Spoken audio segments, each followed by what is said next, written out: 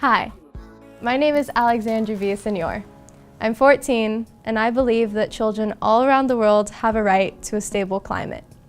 That is why me and 15 other children from all around the world will be taking 5 of the most powerful countries to court. The moment where I knew I had to be part of this lawsuit was seeing how all of these people in positions of power were listening to the students, but they weren't taking the action. They were only praising us.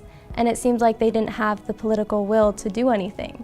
And so now we're making sure that they know that they need to do more. What I want the outcome of this to be is that the United Nations will rule in the children's favor and acknowledge that our rights are being violated. I am an activist because I want to protect communities all around the world who are facing impacts of the climate crisis. What got me into activism was I was visiting family back in Northern California when the Paradise Fire broke out. At one point it was the worst air quality in the world, and since the smoke was seeping into my home, my family had to send me back to New York City early because it was inflaming my asthma.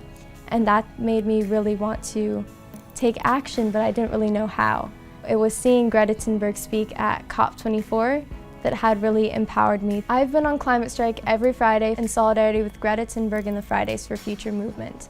But I decided to be part of this case because after students have been striking, we still haven't gotten the sufficient action we need. So we are going to the next step. My message to our generation is that there may only be 16 people in this case, but we're doing it in solidarity with all of you. So we want you to go out and take action for your rights too. You know, it's really heartwarming and inspiring to see young people like Alexandria Villaseñor stand up for what is right, and in such an impactful way. And every bit of effort, big or small, really helps because the path we as a people collectively face to ensure the safety of our people and our planet is a path that figures to be very arduous. I've said this before, and let me say it again. Money in politics is one of, if not the biggest issue that we face in America today. Money in politics has enabled the wealthy to buy politicians and elections. And unfortunately, they do. A lot. And they do so by funneling huge sums of money into the political process in order to get their way. And the lobbying done by those in the fossil fuel industry is a prime example of this. Did you know that according to a recent report, those in the fossil fuel industry have spent $2 billion since 2000 to prevent U.S. action in regards to combating climate change? And it is absolutely appalling because the scientific community has made it loud and clear that we need to combat climate change and that we need to combat it now.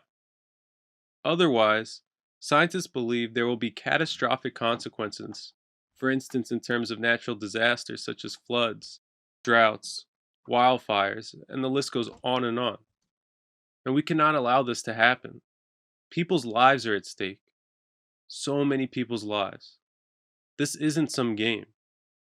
And that's why it's so appalling to see people in the fossil fuel industry spend so much money as it means to stop us from combating climate change. Apparently, these people believe their short-term profits are worth more than our people and our planet, but they're not. Again, this is not some game. Climate change is real, and it is a major threat to our people and our planet. And it doesn't seem as if we have much time left to act. We need to start taking this seriously. We need to convert our energy system to 100% clean renewable energy, and we need to do it now.